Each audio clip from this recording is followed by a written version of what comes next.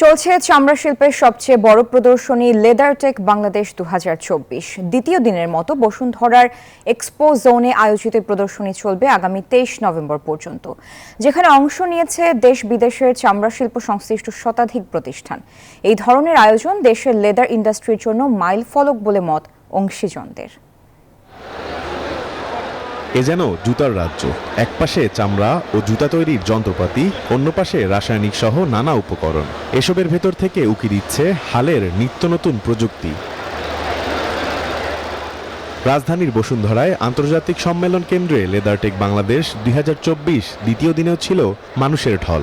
শুক্রবার ছুটির দিন বিকালটা রঙিন করেছেন দর্শনার্থীদের কেউ কেউ। Future the investment plan, everybody will be get the knowledge and it will be very helpful for our investor also in Bangladesh. জুতার মেশিন কেমনে হোয়াট প্রসেস করে, যে প্রসেসটা করে ওটা দেখলাম। দেশে বিদেশে নামডাক থাকা প্রতিষ্ঠানগুলোর স্টলে ছিল বেশি ভিড়। উদ্যোক্তা ছোট হলেও বিদেশের বাজারে তাদের অনেকের আছে দাপট।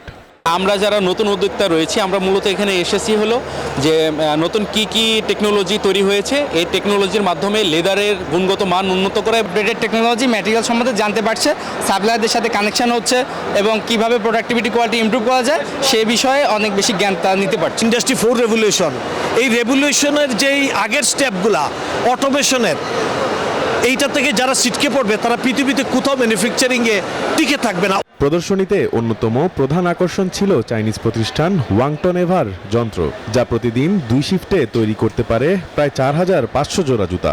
20 hours, 2 shifts, you can produce about 4,500 pairs. আরেকটি আকর্ষণ ছিল স্টেপ ফুটওয়্যার লিমিটেডের ফুট প্রেশার ডিটেকশন প্রযুক্তি, যার মাধ্যমে ক্রেতা জানতে পারবে তার পায়ে কী ধরনের সমস্যা আছে। ঋষাদ অর্ণব, নিউজ 24, ঢাকা।